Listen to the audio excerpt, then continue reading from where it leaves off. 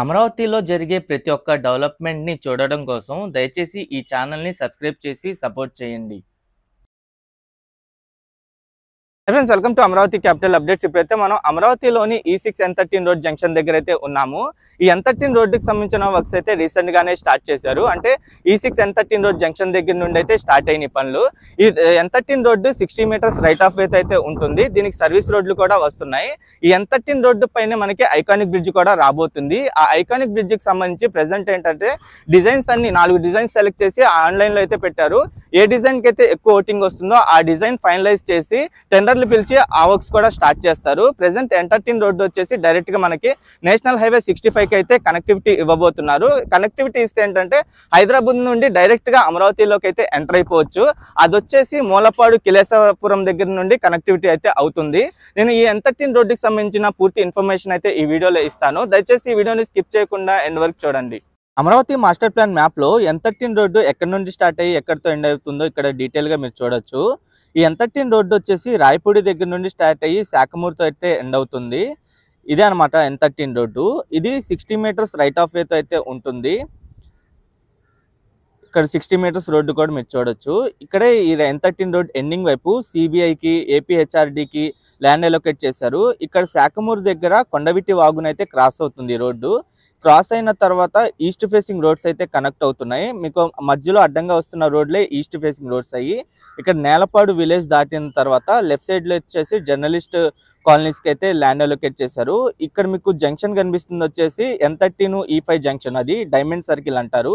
ఇది తుళ్ళూరు దగ్గర అయితే ఉంటుంది. దాని తర్వాత ఇది పాలవాగు కూడా క్రాస్ అయ్యి పాలవాగు పక్క నుండి అయితే వెళ్తుంది. ఇదంతా మీరు చూడొచ్చు. ఇంకా రైట్ సైడ్ లో ఉన్న విలేజ్ వచ్చేసి రాయపూడి విలేజ్. అంటే రాయపూడి అబ్బరాజుపాలెం విలేజ్ దగ్గరతో అయితే ఇది ఎండ్ అవుతుంది. ఇక్కడే మనకి ఇక్కడ నుండి ఐకానిక్ బ్రిడ్జ్ అయితే స్టార్ట్ అవుతుంది. ఇక్కడ నుండి అటువైపు కిలేసాపురం మూలపాడు మధ్యలో అయితే వస్తుంది ఐకానిక్ బ్రిడ్జ్. 5.2 కిలోమీటర్ల డిస్టెన్స్ లో అయితే ఉంటుంది. ఇక్కడ మీకు వైట్ లైన్ లో కనిపిస్తుంది, ఇక్కడే బ్రిడ్జ్ అయితే రాబోతుంది. ప్రెసెంట్ ఈ N13 రోడ్ వర్క్స్ వచ్చేసి E6 N13 రోడ్ జంక్షన్ దగ్గర నుండి అయితే జరుగుతున్నాయి. ఇదే E6 N13 రోడ్ జంక్షన్. అడ్డంగా కనిపించే రోడ్డే E6 రోడ్. అది ఆ E6 రోడ్ వచ్చేసి వెలగపూడి దగ్గర నుండి స్టార్ట్ అయ్యి అనంతవరంతో అయితే ఎండ్ అవుతుంది. అది 9.84 కిలోమీటర్ల డిస్టెన్స్ లో అయితే ఉంటుంది. దాన్ని ఆర్వీఆర్ కంపెనీ వాళ్ళు 337.28 కోట్ల రూపాయలతో రోడ్డు నిర్మాణం అయితే చేస్తున్నారు. ఆ రోడ్డు మీదే సీఎం గారి ఇల్లు కూడా ఉంటుంది. అది N10 E6 జంక్షన్ దగ్గర. ఇక్కడ నుండి అంటే E6 రోడ్ నుండి E5 రోడ్ మధ్యలో అయితే ప్రెసెంట్ పనులు అయితే జరుగుతున్నాయి. 2 వీక్స్ బ్యాకే సైట్ క్లియరెన్స్ అయితే చేసుకున్నారు. 1 వీక్ బ్యాక్ ఏంటంటే మార్కింగ్ చేసుకున్నారు. 2 డేస్ నుండి వర్క్స్ అయితే జరుగుతూ ఉన్నాయి. ఇది 60 మీటర్స్ రైట్ ఆఫ్ వే అయితే ఉంటుంది రోడ్డు మొత్తం. అంటే ఈ రోడ్డుకి సర్వీస్ రోడ్లు కూడా రాబోతున్నాయి. వన్స్ ఈ రోడ్డు నిర్మాణం కనుక కంప్లీట్ అయ్యి కృష్ణానదిలో బ్రిడ్జ్ నిర్మాణం కూడా కంప్లీట్ అయితే డైరెక్ట్ గా నేషనల్ హైవే 65 అయితే కనెక్ట్ అయిపోద్ది. నేషనల్ హైవే 65 నుండి డైరెక్ట్ అమరావతి రాజధాని ప్రాంతంలోకి అయితే ఎంటర్ అయిపోవచ్చు. ఈ ఏదైతే N13 రోడ్డు ఉందో ఈ N13 రోడ్డు వచ్చేసి మనకి రాయపూడి దగ్గర నుండి స్టార్ట్ అయ్యి శాఖమూరుతో అయితే ఎండ్ అవుతుంది. మొత్తం 8.9 కిలోమీటర్ల డిస్టెన్స్ లో అయితే ఉంటుంది.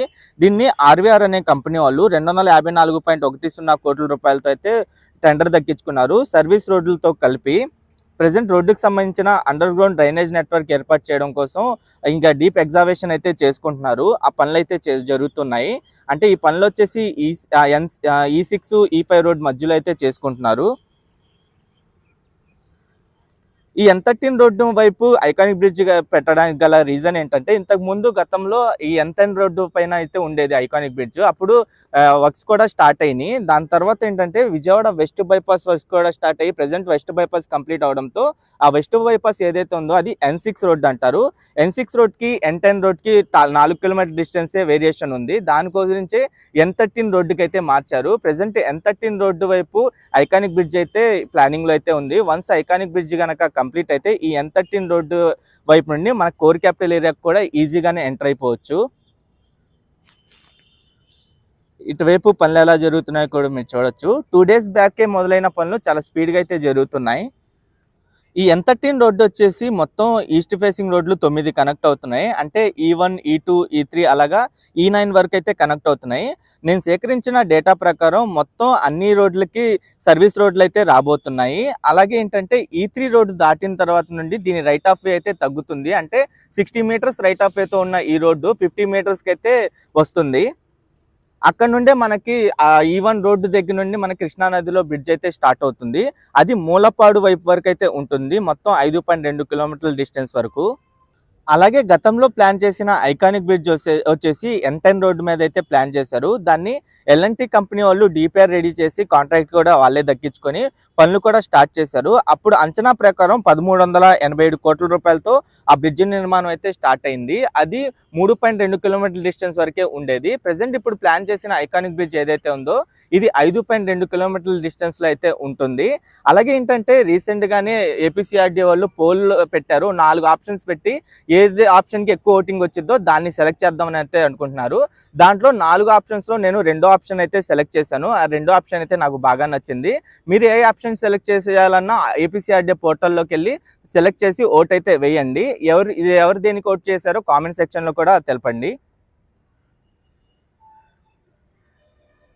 ఇక్కడ రైట్ సైడ్ కానీ లెఫ్ట్ సైడ్ కానీ అండర్ గ్రౌండ్ డ్రైనేజ్ వర్క్స్ ఎలా చేస్తున్నారో కూడా మీరు చూడొచ్చు.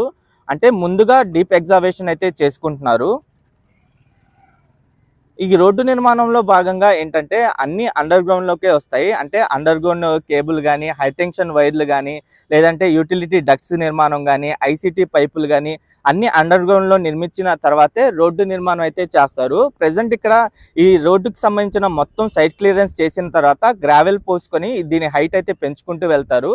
అంటే లెవెల్ బై లెవెల్ గ్రావెల్ పోసుకుంటూ దీని హైట్ అయితే పెంచుకుంటూ వెళ్తారు. ఒక పక్క ఏంటంటే యూటిలిటీ డక్ట్స్ నిర్మాణం కూడా చేసుకుంటూ వెళ్తారు. ఆ యూటిలిటీ డక్ట్స్ నిర్మాణ పనులు ఎలా జరుగుతున్నాయో కూడా మీరు ఇక్కడ చూడొచ్చు డీటెయిల్ గా.